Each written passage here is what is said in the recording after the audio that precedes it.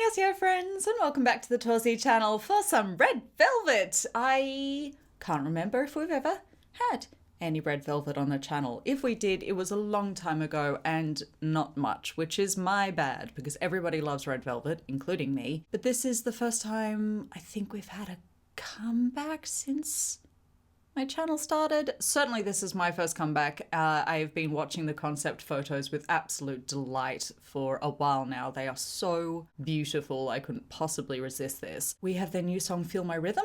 Let's get into it. Gotcha. Wow, wow. Oh, okay.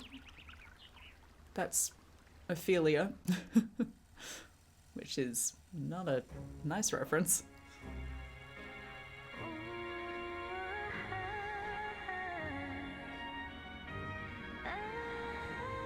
And Air on G.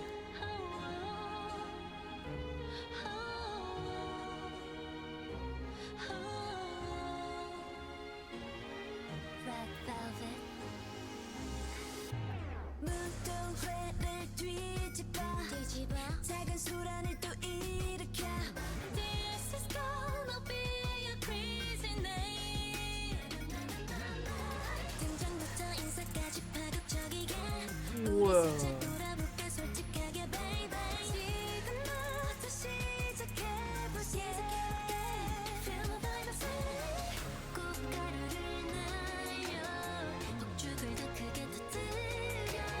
She's so cute.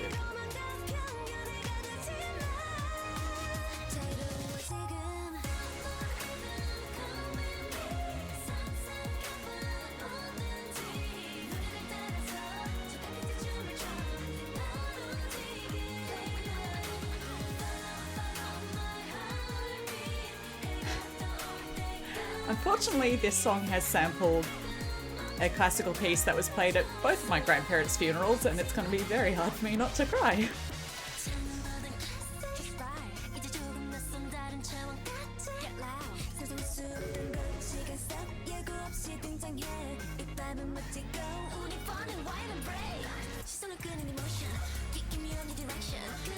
Gosh, it's so pretty.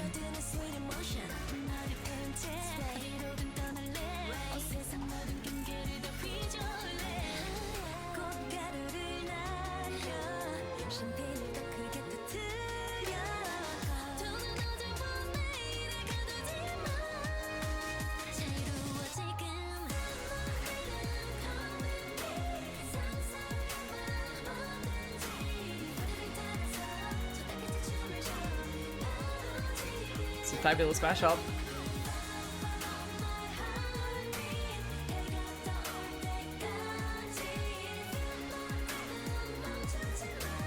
Wow.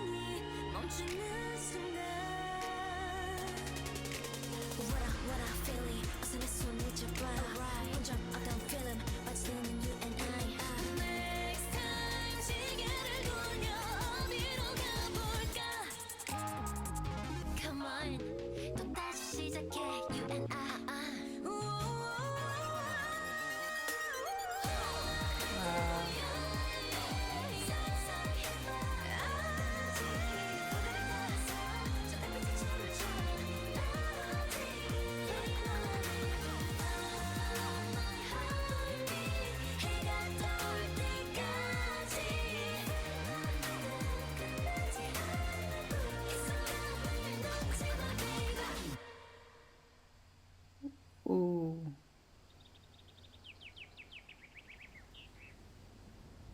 Ooh. Wow. Well, that was unexpected. Terrific.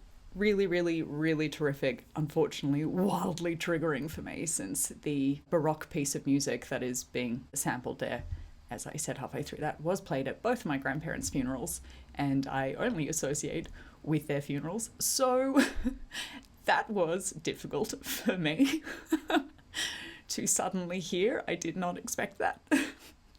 I've been kicked so hard in the heart. Whoo! Oh dear. Oh.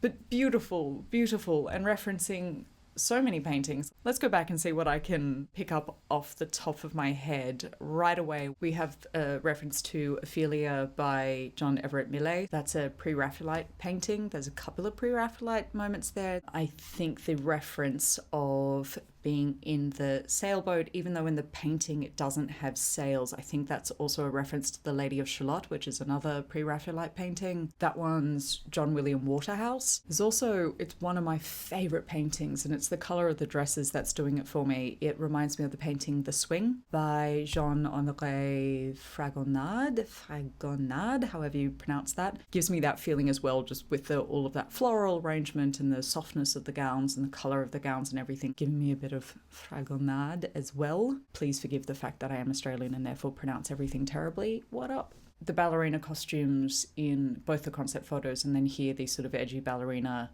costumes I think are referencing Degas' ballerinas. It's his most famous set of paintings. I'm trying to recall what this sort of dark queen look with the thorny crown is referencing. It is triggering something. I feel like it's also a pre-Raphaelite and possibly of the opera singer. It's floating around somewhere in the back of my head, but I can't think what, so I'll have to come back to that at some time. We, of course, have references to The Birth of Venus by Botticelli and also Spring by Botticelli. There is a pearl-esque set in there as well as the unfolding flower, and then especially when the others are around them and forming that tableau, that is the reference to Birth of Venus and to Spring. That headpiece as well, that's the red berries and the flowers and everything, could also be the Botticelli references and the Spring reference. All of those beautiful long flowing pastel dresses with the parasols and everything, extremely Renoir, like pick a Renoir, any Renoir.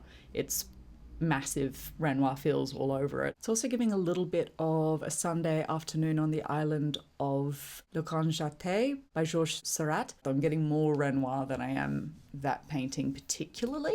Big references to the Venice Mardi Gras, all of those beaked masks, the reference there with all of the clowns with that diamond print. That's very classic Venetian, classic Italian, which could be then a reference to the Venice Biennale because all of those masks and everything, that's all a festival set in Venice as well. So the Biennale, which of course is a art exhibition, a huge one of the greatest art exhibitions in the world, that could all be a reference to the Biennale because then hence all the paintings, because it's a whole art gallery basically that we're looking at. The big hall that they're in as well, less Italian and more French. It is reminding me of the buildings that were built for the sake of the World's Fair in Paris. A lot of the most spectacular buildings that you'll see around Paris, including one that has a glass ceiling, much like where they're dancing in their modern clothes, was built for the sake of art and invention exhibition. What else do we have? It's just going massively off the top of my head here, hey?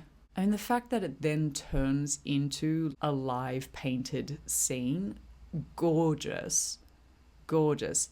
It's a bit sort of post-impressionist, isn't it? So all their references are all from completely different periods, but when it turns into a painting, because of the way it's moving and everything, and the broadness of those brushstrokes, it's kind of post-impressionist. Though Lord knows what the contraption at the end is.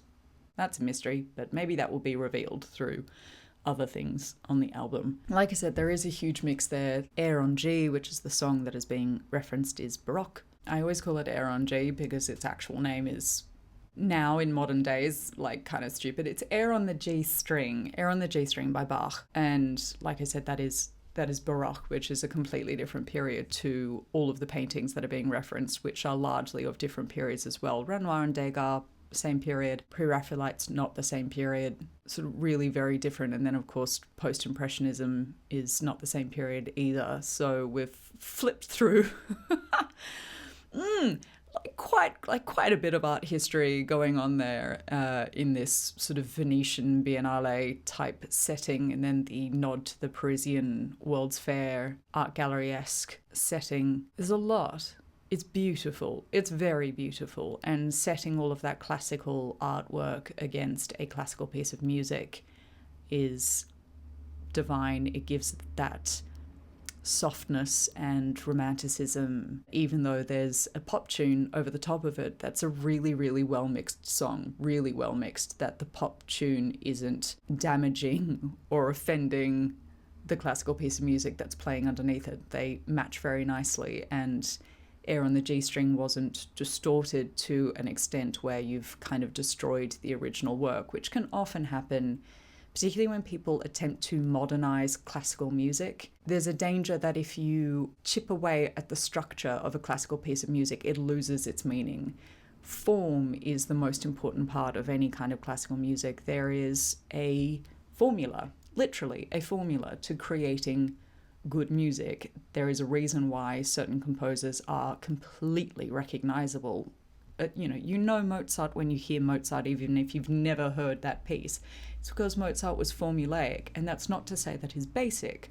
It is to say that all music, like mathematics, has a formula. When you break the formula, it goes into discord, or there's something about it that just kind of feels off, doesn't really work. Sometimes when people sample classical pieces of music, they mess with the formula, they chip away at the actual form of the song, and then it falls apart. Classical music relies very strongly on its structure, and Red Velvet, or the composers of this song, did a really nice job of not actually ruining the fabric of the original song in order to build the pop song over the top of it.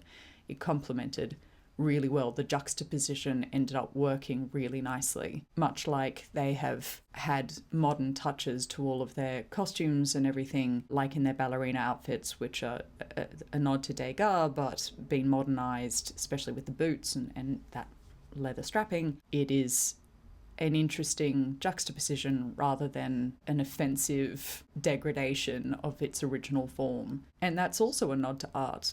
Juxtaposition is one of the forms of more contemporary works of art where, unlike more classical art, which was, again, like classical music, all about form and all about the structure of it, juxtaposition then became a really important element of more modern art. Then putting pop music over classical music is doing an auditory version of what we see in the visual arts of juxtaposition. It's really well constructed. I'm very emotional about it because I just did not expect to hear that. That really came out of left field for me. And I definitely just want to cry now, but undeniably beautiful. Way to freaking surprise me. I had no idea what this was going to be like going in. I had looked up the lyrics in English and I was like, oh, party bop, absolutely. And instead we got this turn through art history and musical history while we were at it. It was surprising. It was very surprising and very high concept. And even if you don't know all of the individual paintings, like the second we peeped over the wall, I was like, Ophelia, because that's one of my favorite paintings, easily. I freaking love the pre-Raphaelites, so I knew exactly what was going on. But even if you didn't, we all know those images well enough that it's being kind of triggered in your mind that you're like, I know I'm looking at art, even if I can't name the piece that's coming to mind. Like, I know what reference is being made here. Or the tableau that's being struck is so familiar to us, like the Birth of Venus. Everybody knows that. Everybody knows that. You just have to hit that tableau and you go, ooh, that's recognizable. I know exactly what that is. Equally, the having Air on the G string underneath it, it's recognizable and manages to kind of hit this balance between something new and fresh and things that are nostalgic and recognizable, which then also makes sense of their concept art beforehand of the little ballerinas, and they're in a music box and on the shelves and stuff like that. That sort of sense of nostalgia, that's what a child's room might have looked like back in the day, or certainly what mine looked like. So very recognizable for me. Beautiful, beautiful, beautiful job, Red Velvet. Absolutely gorgeous. I'm gonna go cry now. Okay, sweet. Thank you for joining me for some Red Velvet. I just didn't expect that. That really took me off guard. Ooh, what a kick in the feels. Ha! Thank you for joining me for some Red Velvet. 감사합니다. 사랑해요. And I will see you soon for more. 안녕!